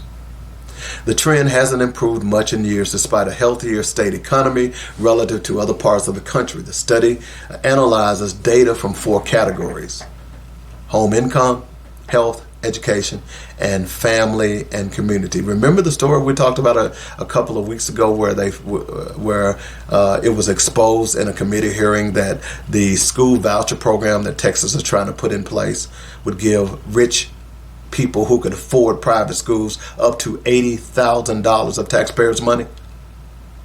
None of that money would go to public schools, but private schools.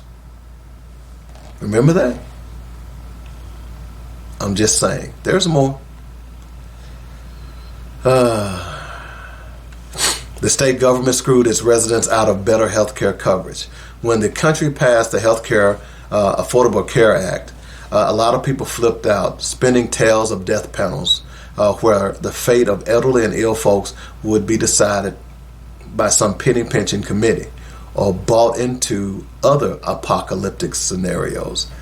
Other people were gleefully awaiting a single-payer system where all citizens' healthcare needs would be met without amassing a huge financial burden. Neither came to pass. Instead, we got a confusing and imperfect new system where kinks are still getting worked out.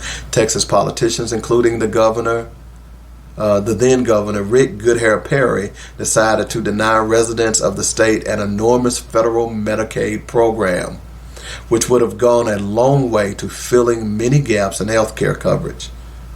They claimed that the money from the program wouldn't materialize and Texas would end up having to fund it, or something like that. Okay?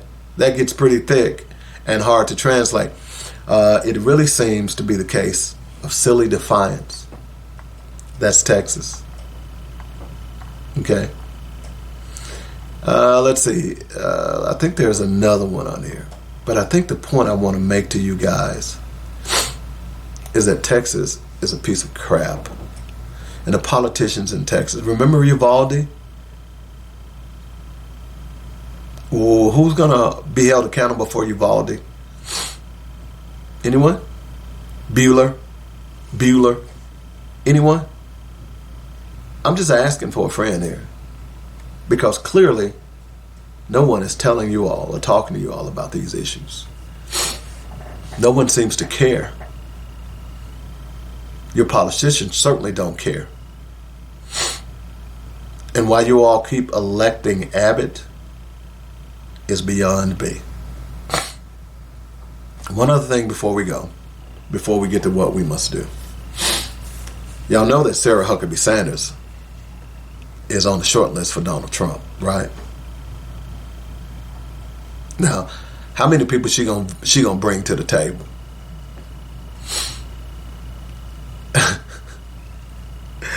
I know people in Arkansas are probably saying, yes, we can finally get rid of her. No, you can get rid of her by taking your butts to the polls. But would it be nice? Because, they had 2 peas in a pod. Both of them are liars. Donald Trump had over 6,000 lies, at least documented lies. It's probably close to 10,000. That there were at least over 6,000 documented lies by Donald Trump. And who was his press secretary? Sarah Jethrein Bodine Huckabee Sanders. Okay? She was his press secretary. And guess what? She had to admit in an open hearing on Capitol Hill that she too lied to the American people. That's why I still can't figure out how Arkansas elected her governor. She admitted to lie. So you got Donald Trump, who's the president, and Sanders, who's the vice president. It's going to be some lying up in that White House. For sure. And by the way, Mike Huckabee is probably laughing all the way to the bank because he getting paid. Wow. This is sad, man. It really is. It's sad. And, you know, we can criticize the Republican Party and Donald Trump and the people in Texas and all these red states all we want, but really it's our fault. Because number one, we're allowing them to lie to us because we're not going out and studying and trying to understand what the world is all about. And we're allowing them, look, there's a reason why they're attacking public education. There's a reason why they're attacking these colleges. Because these colleges are not allowing them to proffer their lies. See, colleges is supposed to be an atmosphere of thought. Okay?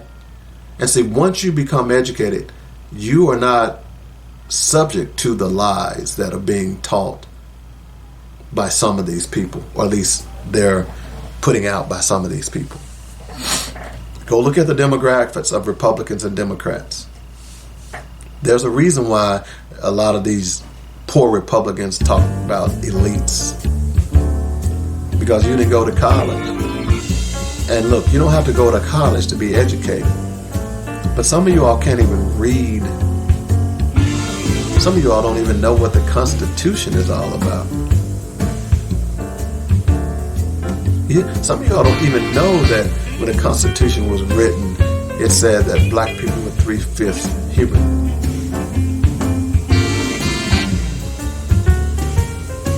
It's amazing to me that so many of you all are so ignorant. And you know what? The Republican Party is laughing all the way to the bank. And before we go, I want to remind you about Al's in Kentucky.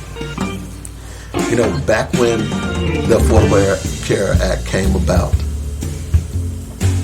many of those people had never had insurance before, had never seen a doctor. I remember going down to Sugar Ditch, Mississippi, and going into the homes of those poor black people, and they had holes in the floor in the winter.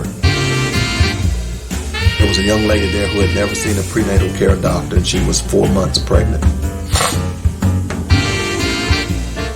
They want to keep you dumb and stupid. And y'all allow it to happen.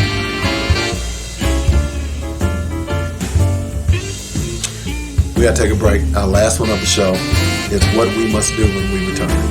You're listening to Black Focus Radio, our issues, our solutions, our voices on joinetradio.com. Hey, beautiful. You look gorgeous. Are you doing something different? There's a healthy glow about you. Thanks. I'm just my natural self.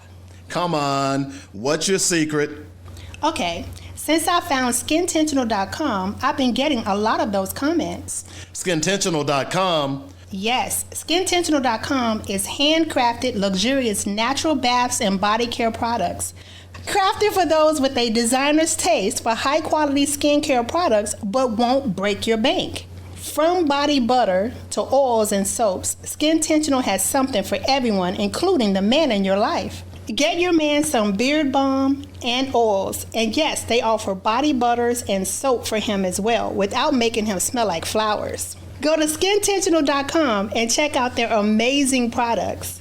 They believe self-care should be an intentional and joyous experience for all. SkinTentional.com. Business owner, can I talk to you for a moment? How many people have come up to you and said, hey, I didn't know you had a business? Yeah, that can happen when you don't advertise. I have a solution for you. Advertise on joinetradio.com and let the world know that you're in business. I know what you're thinking. Advertising is so expensive. I've got a great package for you that will cut your expense and increase your bottom line.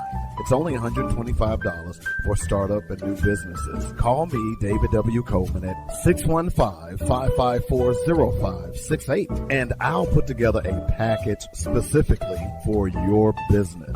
Now is the time to tell the world, hey, I'm in business. Come spend your money on quality goods in my store. Let us help you at joinetradio.com. Here's the number, Call me 615-554-0568. We are here to assist you in building your brand.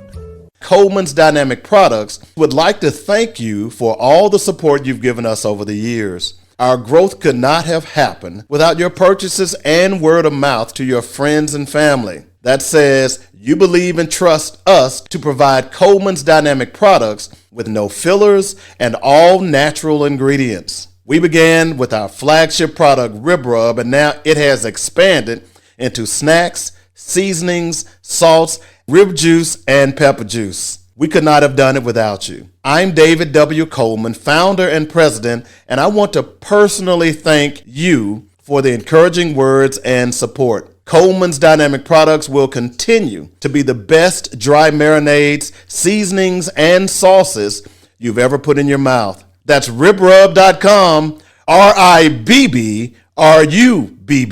And you know what we like to say, bake it, grill it, smoke it. Oh yeah. Welcome back to the show, Black Focus Radio, our issues, our solutions, our voices. Every day we do a segment called What We Must Do. And when I say we, I'm talking about black people. Yeah, us, black people. First of all, we need to turn off the mess.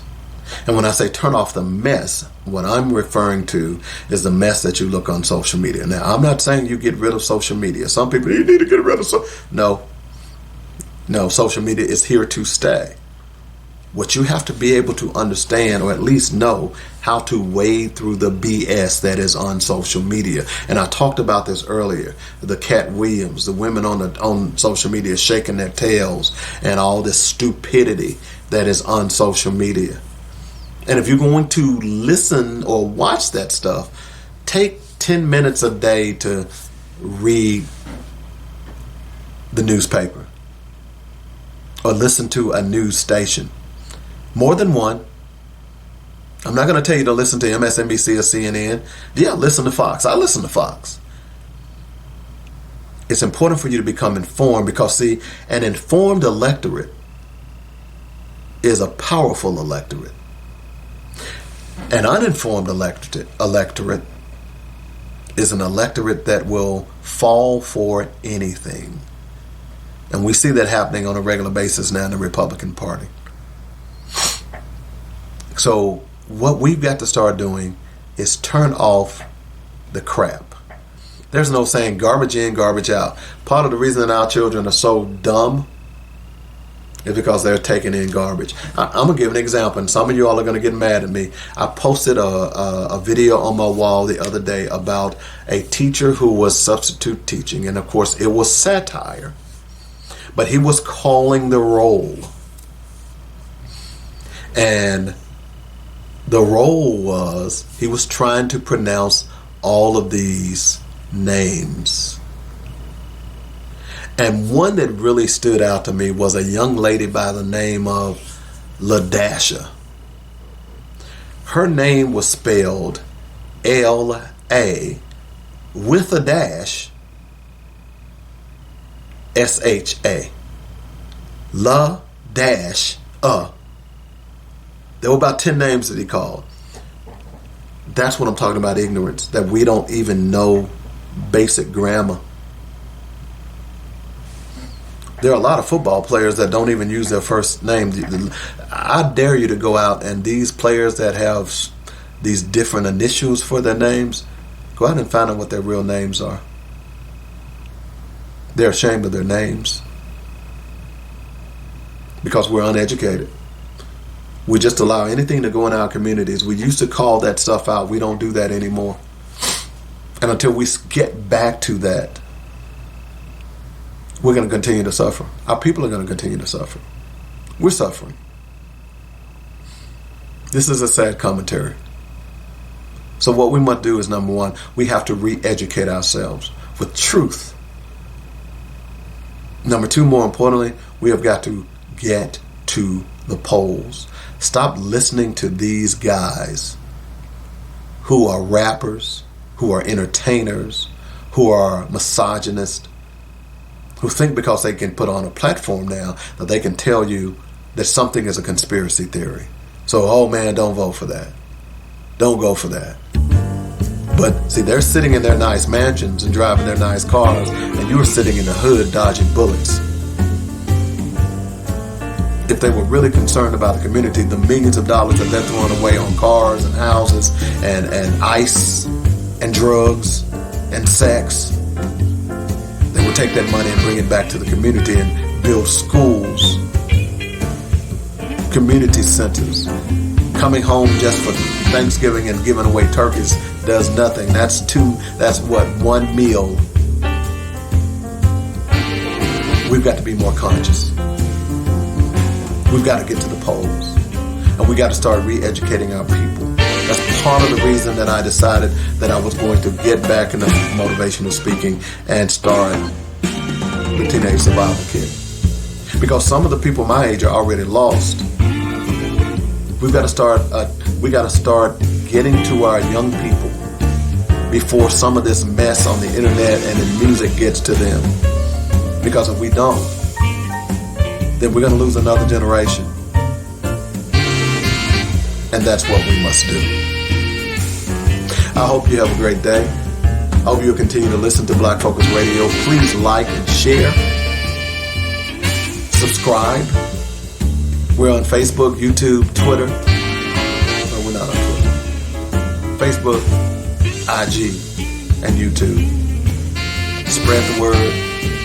I appreciate you listening to the show. Y'all have a great day.